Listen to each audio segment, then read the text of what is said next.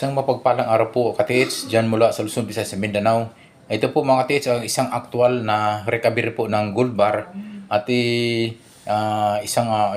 dalawang Japanese po na ito sinamahan po ng mga treasure hunter po na nakakita po mismo sa loob ng kuweba inside the cave ng Pilipinas mga katiits. So ito tingnan po natin sa actual video. Nung ito ay kanilang tiningnan po, siguro po ay gusto pong mas siguro po kung ito'y tunay na gold bar. So yan po, kita mo naman po yung kinalalagyan po ng gold bar, isang talagang piled gold bar, patong-patong po. Sa loob mismo talaga ito ng kuweba. So tingnan niyo po yung pagkalagay po at yung kinilalagyan po ay isang cave talaga. So hindi lang yan sinadyang ayan napansin niyo po. At yung isang treasure hunter po na sa ibabaw ay maaari po itong dalawang Japanese nito na nariyan po ay ito'y chine-check o tinitingnan kung ito'y legit o ito'y anong klaseng gold bar na nariyan po na nataplosan po sa loob ng kuweba. So ito pansinin niyo po, ito ay patong-patong po na gold bar. Ito ay ilang kilo kaya mga katiits po ang isa nito. At mayroon pong ibang sizes din po. May ibang klaseng hugis po na gold bar na nakita po sa loob po ng kuweba. Ayan po yung mga dalawang Japanese po na ito'y kanilang tinitesting po, chinecheck po yung gold bar na nakita natulasan po aksidente po ng treasure hunter po natin dyan sa Mindanao. Sa Mindanao po ito mga katiits na nakita sa loob mismo ng kuweba. So nung ito'y siguro yung nagpasama po itong dalawang Japanese na titingnan po yung kanilang na-recover o nakita po na gold bar po sa loob po ito ng kuweba dyan sa Pilipinas. Napansin nyo naman po yung gilid po. So hindi ho yan talagang dahil andyan po yung cave talaga ho yan. Nakikita po yung ayan sa loob mismo yan. Tingnan nyo po yung video. Pansinin po yung video ay nasa loob po yan mismo ng kuweba mga katiits. So ito po yung mga katiits ay isang kuweba po sa Pilipinas. So napakarami pa talaga mga katiits talagang gold bar o na mga volume o mga gold barita ng gold bar nasa Pilipinas. At ito'y nasa mga cave, ito'y nasa mga, so ibig sabihin mga katiits, maring hindi na ito naibaon, ito'y ay linalagay na lamang sa ito sa kuweba. Ito po mga katiits, tingnan nyo po, at ayan ay talagang siguro for testing po at kinuha po ng isang treasure hunter na ito po ay nagpasama ng dalawang ito may tapapansin niyo mga katiits, ito yung may tatak na Cambodia yung gold bar.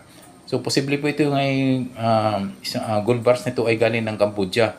So alam niyo naman po yung Japanese noon ay nag-looting po sa iba't ibang Asia po, kasama so yung Cambodia po mga katiits. So yan ay isang Cambodian gold bar po at ito po ay for testing. Ayan po yung treasure hunter na nakatuklas po sa isang cave dito po sa Pilipinas. So yan mga katiits, tingnan nyo po yung isang barita na tinest po nila.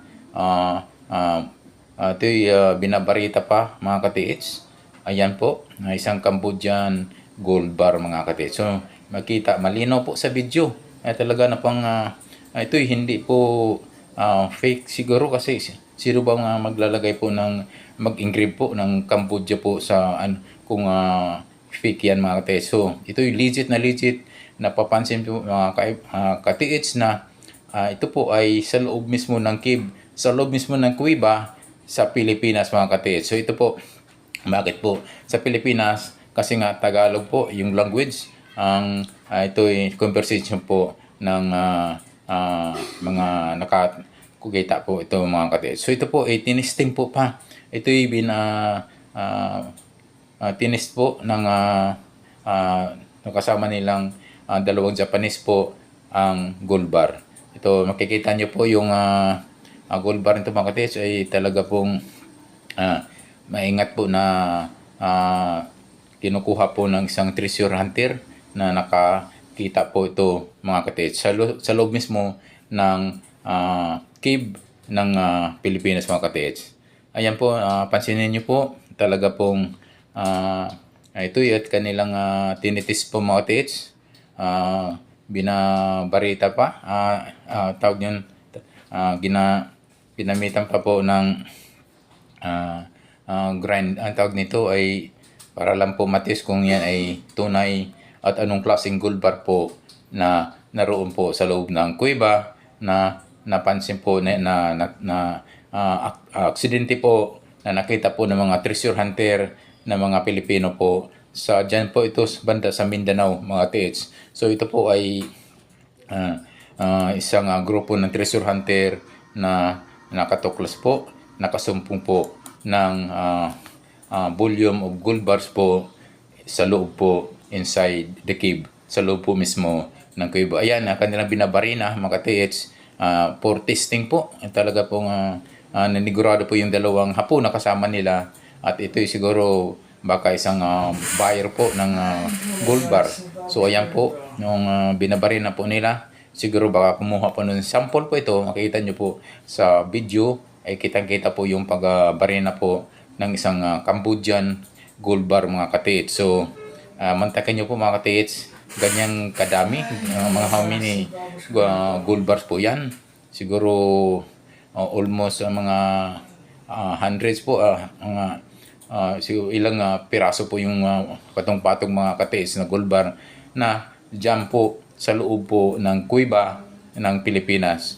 Napakarami pa talaga mga katiits na mga naiwan po at naitago po ng mga Japanese soldier po noon nung kasagsagan po ng giyera mga katiits. So ayan po, obserbahan niyo po mga katiits, ayan po yung actual po na pag-test po at pagkuha po ng sample na ito'y ginagamitan po nila ng barina katiits. So ito po yung cave po talaga mga katiits isang cave talaga po, isang kuweba talaga po yung dahil nga ito yung hirap na hirap pa sa pagpasok po sa pagkuha po ng isang pirasong gold bar para lang itest, para lang ito barinahin para kunan po ng sample kung anong klaseng gold bar to na ito nga mga katiits may tatakbo ng Cambodia. Isang Cambodian gold bar po ito na kanilang na-recover. Aksidente po nakita sa loob ng kuweba po dito sa Mindanao. Cave po ito ng Mindanao sa bandang Pilipinas mga katiits. So yan po, sundan nyo po yung video at patuloy po na tinitest po yung gold bar po, isang klaseng gold bar ng dalawang pong Japanese. So yung cave talaga po, napansin nyo po, yung kinalalagyan po ay isang cave. So hindi lang yun talaga isang lugar po na ito linagay lamang po at sasabihin na isang fake, no. Kita nyo naman po sa actual video. Ayan po, binabarina pa for testing o kumuha ng sample po gamit lang po yung barina at yung pinaka ng barina, yun yung kanilang inuwi for testing mga katiits. Ayan po, dalawang Japanese, kitang-kita nyo po dalawang Japanese na nagsuri po. Ito yung sinusuri po nila kung anong klaseng gold bar ito mga katiits.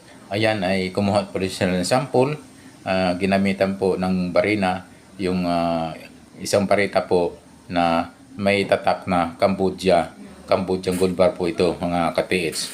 So yan po, isa po nga actual video mismo katiits. Actual video at legit na video po ito na ito'y kuha po mismo at may kasama pang Japanese po na ito'y kumuha ng sample po ng Cambodian gold bars po na ito'y aksidente po na nasumpungan po dyan sa loob mismo ng kuweba po sa Pilipinas po, dyan sa Mindanao ito mga katiits. Kasi nga ito'y isang language po ng napansin po natin isang Visayan language. So nangungulugan po mga katiits, ito ay banda sa Mindanao mga katiits. Ikaw po mga katiits, Sana po ay inyo pong nagustuhan po itong video nito. Actual recovery po ng gold bar na accident po nakita po sa loob mismo ng cave o sa loob mismo ng kuweba dyan dito po sa Pilipinas. So napakarami pa talagang gold bar po mga TH. So ito kaya ganun na lamang na nagkukumahog po yung mga katis po nating mga Pilipino upang makasumpong po ng mga gold bars po na marami pa talagang naiwan po ng mga Japanese soldier. Okay po mga TH, maraming salamat po at sana po enjoy po inyo pong nagustuhan po itong video nito. At ito po yung actual na recovery po ng gold bar po sa loob mismo ng cave. Thank you so much for watching. God bless us always.